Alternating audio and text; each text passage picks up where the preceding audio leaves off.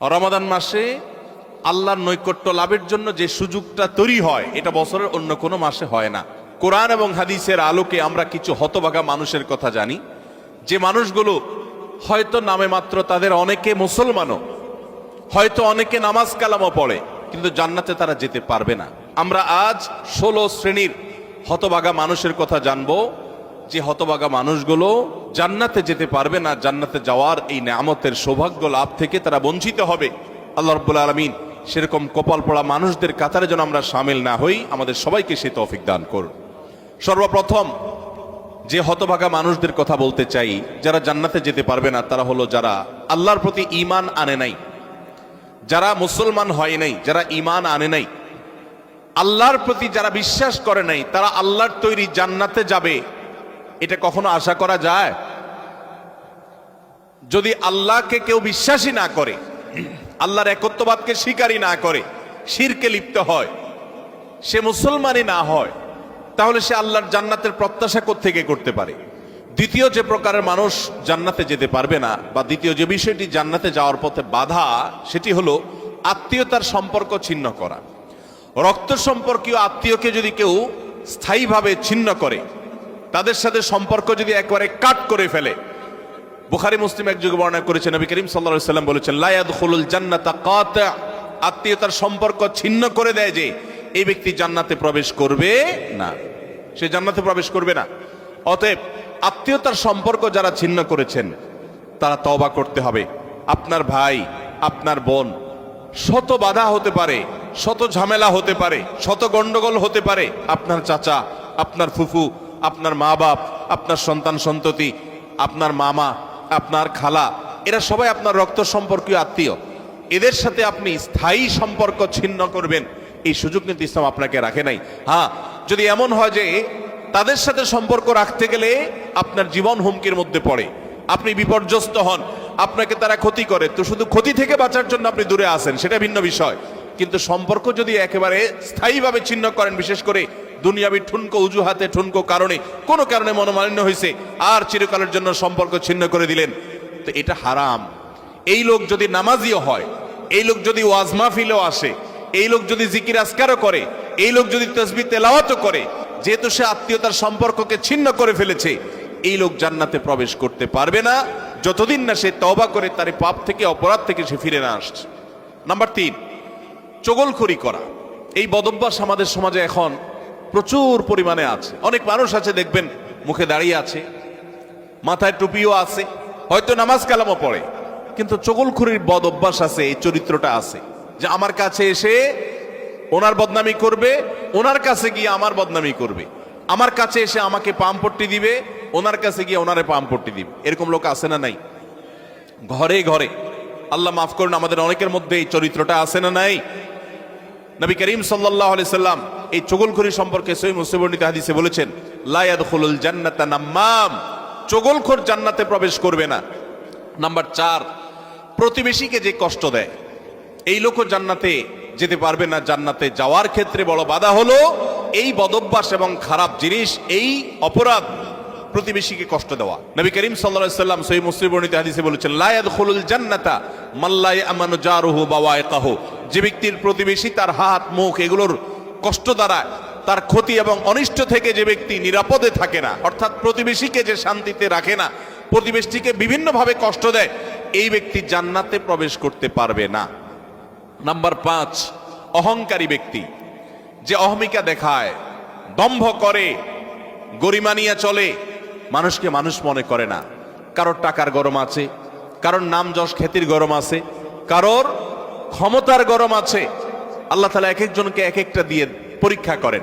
এগুলোর মাধ্যমে যারা অহংকারী হয়ে যায়, এগুলোর কারণে যারা অহংকারী হয়ে যায়, এই অহংকারী ব্যক্তি কখনো জান্নাতে যাবে না। সহিহ মুসলিমের হাদিসে আসছে, নবী করিম সাল্লাল্লাহু আলাইহি সাল্লাম বলেছেন, লা ইয়াদখুলুল জান্নাতা মান কানা ফি কলবিহি মিসকালু যাররাতিন মিন কিবরিন, যেই ব্যক্তির অন্তরে যাররা পরিমাণ অহংকার থাকবে, দম্ভ থাকবে, এই মুতাকাব্বির অহংকারী ব্যক্তি জান্নাতে কখনো প্রবেশ করবে না। 6 নম্বর হলো প্রতারক, 7 নম্বর হলো দান করে খোটা দেয় যে সে, আর 8 নম্বর হলো কৃপণ। আর এই তিনটি তিরমিজি বর্ণিত হাদিসে বর্ণিত হয়েছে। নবী করিম সাল্লাল্লাহু আলাইহি সাল্লাম বলেছেন, লা ইয়াদখুলুল জান্নাতা খাব্বুন ওয়ালা মান্নানুন ওয়ালা বখিল। যে ব্যক্তি কাউকে প্রতারণা করে, ধোঁকা দেয়। এখন আমাদের সমাজে মুসলমানদের মধ্যে ধোঁকা দেনওয়ালা মানুষের সংখ্যা কি কম না বেশি? দোকানদার বলেন, ব্যবসায়ী বলেন, চাকরিজীবী বলেন, যার কথাই বলেন, এমনকি নেতারা বলেন জনগণকে ধোঁকা দেয়। ঠিক না বে ঠিক? সবাই যার যার জায়গা থেকে কে কাকে ল্যাং মারবে, কে কাকে ধোঁকা দিবে, এটাই হলো আমাদের কাজ এখন। অথচ ধোঁকাবাজ, প্রতারক, চিটার, বাটপার এই লোকগুলো কখনো জান্নাতে যেতে পারবে? নবী করিম সাল্লাল্লাহু আলাইহি ওয়াসাল্লাম এই হাদিস বলছে যে প্রতারক জান্নাতে যাবে না। দ্বিতীয়ত, মান্নান অর্থাৎ দান করে যে খোটা দেয়, এই লোকও জান্নাতে যেতে পারবে না। দান করে খোটা দেওয়ার বদভ্যাস আছে না নাই আমাদের অনেকের? দান করেছেন আল্লাহকে খুশি করার জন্য, যদি আপনি খোটা দেন তাহলে আপনার দান বরবাদ হয়ে যায়, ওটা নষ্ট হয়ে যায়। আল্লাহ বলেছেন লা তুবতিলু সাদাকাতিকুম বিল মান্নি ওয়াল আযা, তোমরা দান করার পর খোটা দিয়া, কষ্ট দিয়া, যাকে দান করছো তাকে কষ্ট হয় এরকম কথা বলে ওই দানকে বরবাদ করে দিও না। আমরা অনেকে এই কাজ করি। দান করেছেন, ওই ব্যক্তির কাছ থেকে থ্যাঙ্কসের আশাও করবেন না। থ্যাঙ্কস মানে কৃতজ্ঞতা সে আদায় করবে, শুকরিয়া দিবে, সে আপনার স্বীকৃতি দিবে, এই আশাটাও আপনি করতে যাবেন না। 8 নম্বর হলো কৃপণতা। এটা জাহান্নামের যাওয়ার অন্যতম বড় মাধ্যম, এবং জান্নাতে যাওয়ার ক্ষেত্রে বাধা হলো কৃপণতা। নবী করিম সাল্লাল্লাহু আলাইহি সাল্লাম কৃপণ ছিলেন না, তার অনেক সম্পদ ছিল না, কিন্তু যা ছিল সেটা অকাতরে তিনি দান করতেন। তার যে দানশীলতা, আম্মা জান আয়েশা রাদিয়াল্লাহু তাআলা বলতেন যে তিনি দানশীলতা তার বিশেষ করে রমজান এলে এমন বেড়ে যেত যে মুক্ত বাতাসের মতো, যে চাইতো তাকেও দিত, যে চাইতো না তাকেও দিত, সর্বত্র তার দান ছড়িয়ে যেত। এবং দান করতে করতে সব শেষ করে অনেক সময় বাসায় যেতেন, তার নিজের জন্য কিছুই রাখতেন না। এইভাবে তিনি দানশীল ছিলেন। তো নবী সাল্লাল্লাহু আলাইহি সাল্লাম কৃপণতা থেকে পানা চেয়েছেন। আমরা অনেকেই কিন্তু কৃপণ, আল্লাহ অনেক সম্পদ দিয়েছে কিন্তু খরচ আমরা করতে চাই না। নবীজি পানা চাইছেন, আল্লাহুম্মা ইন্নী আউযু বিকা মিনাল বুখলি ওয়াল জুবন, আল্লাহ আপনার কাছে কৃপণতা থেকে পানা চাই। 9 নম্বর, ঘুষ দাতা এবং ঘুষ গ্রহীতা। যে ঘুষ দেয় সে যদি একান্ত নিরুপায় হয়ে দেয়, এমন কাজ যে কাজ না হলে তার জীবন বাঁচে না, অনেক জটিল প্রয়োজন, এরকম প্রয়োজনে সে যদি ঘুষ দিতে বাধ্য হয়, ঘুষ দেওয়া ছাড়া তার কোনো উপায় না থাকে, তাহলে ওই ব্যক্তিকে মাজুর হিসেবে আল্লাহ তাআলা মাফ করবেন আশা করা যায়। কিন্তু সচরাচর আমরা দেখা যায় আজকাল যেসব ক্ষেত্রে ঘুষ দিয়ে সুবিধা নেই, ওটা না নিলে আমি যে মরে যাব এরকম না, আমি ইচ্ছা করলে হারামটা নাও করতে পারি। নাম্বার 10, মাতা পিতার অবাধ্য। নাম্বার 11, নেশাগ্রস্ত, নেশায় আসক্ত। এ সম্পর্কে নাসাই বর্ণিত হাদিসে আসছে, নবী করিম সাল্লাল্লাহু আলাইহি ওয়াসাল্লাম বলেছেন লা ইয়াদখুলুল জান্নাতা আকুন ওয়ালা মান্নান ওয়ালা মুদমিনু খামরিন, জান্নাতে যেতে পারবে না মা বাবার নাফরমান, মা বাবার অবাধ্য, মা বাবার সাথে বেয়াদবি করে, মা বাবার যৌক্তিক নির্দেশগুলোকে লঙ্ঘন করে। অনেক মানুষ আছে দেখবেন নামাজ কালাম পড়ে, কপালে সিজদা পড়ে গেছে, অন্য অনেক ভালো কাজ করে, কিন্তু মা বাবার প্রতি তিনি অনুগত নন, তাদের সাথে নাফরমানি করে। এই সন্তান কখনো জান্নাতে যেতে পারবে না যাবত না আল্লাহ তাআলা তাকে মাফ না করেন।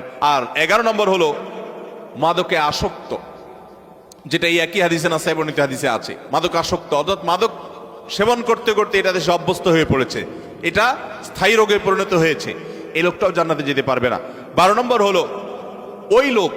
13 নম্বর হলো অহংকারী ব্যক্তি, যে শুধু অহংকার করে তা নয়, অহংকারের পাশাপাশি আরেকটা বদভ্যাস আছে, আরেকটা রোগ আছে, যে রীতিমতো কাউকে পাত্তা দেয় না এবং গোয়ার কিসিমের হয়, গোয়ার কিসিমের হয়, খুব তেড়া কিসিমের হয়, শক্ত মেজাজি হয়, কোনোভাবেই সে নরম হতে চায় না।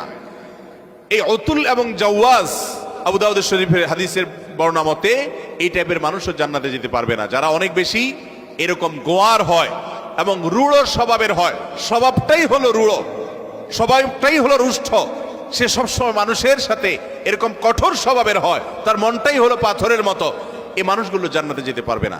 14 নম্বর হলো গণক, যে ভবিষ্যতে কি হবে না হবে মানুষের সমস্ত গণক গণনা করে বিভিন্ন খবর বলে দেয়। অনেক সময় এগুলো সত্য হয় এবং কুফরি কালাম করে শয়তানের আশ্রয় নিয়ে ব্ল্যাক ম্যাজিকের মাধ্যমে, জাদুবিদ্যার মাধ্যমে বিভিন্নভাবে এরকম অনেক কিছু বলতে পারে তারা, এবং সেগুলো খেটেও যেতে পারে, অস্বাভাবিক নয়।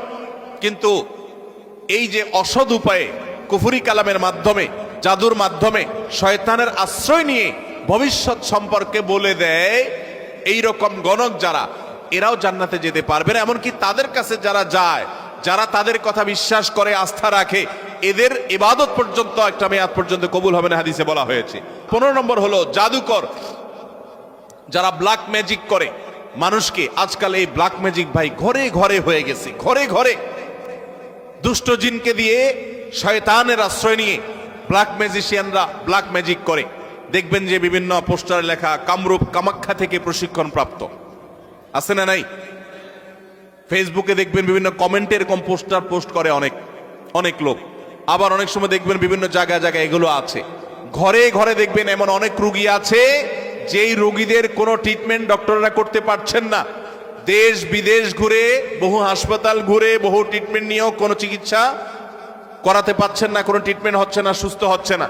এগুলোর একটা অংশ, আমি সবগুলো বলছি না, একটা বড় অংশ ব্ল্যাক ম্যাজিকের রোগী। আস্তে আস্তে শেষ হয়ে যাচ্ছে। বিভিন্ন বর্ণনা আছে সম্পর্কে। ব্ল্যাক ম্যাজিক এটা ওটের উপর যদি পড়ে তো ওটকে পাতিল পর্যন্ত নিয়ে যায়, অর্থাৎ শেষ হয়ে যায়, জবাই করে খাওয়া ছাড়া উপায় থাকে না, আর মানুষকে কবর পর্যন্ত নিয়ে ছাড়ে। অন্য আরেক হাদিসে আছে যে এই যে মানুষের হিংসাত্মক দৃষ্টি, কুদৃষ্টি, বদনজর, এটা ভাগ্যকে পর্যন্ত আল্লাহর ফয়সালাতেই পরিবর্তন পর্যন্ত করে দেয়। এরকম ভয়াবহ একটা বিষয়। তো এই ব্ল্যাক ম্যাজিশিয়ান যারা, এরা জান্নাতে যেতে পারবে না। জাহান্নাম তো এমন জায়গা যেখানে এক মুহূর্তের জন্য গিয়ে সহ্য করার কথা নয়। অতএব ইমানদার প্রথম চান্সে জান্নাতে যেতে চাইবে। আর প্রথম চান্সে যদি জান্নাতে যেতে চান, জাহান্নামের কোনো স্পর্শ ছাড়া যদি জান্নাতে যেতে চান, তাহলে এই 16 বদভ্যাস থেকে, 16টি অপরাধ থেকে নিজেকে বাঁচাবার চেষ্টা করতে হবে। আল্লাহ আমাদের সবাইকে সেই তৌফিক দান করুন।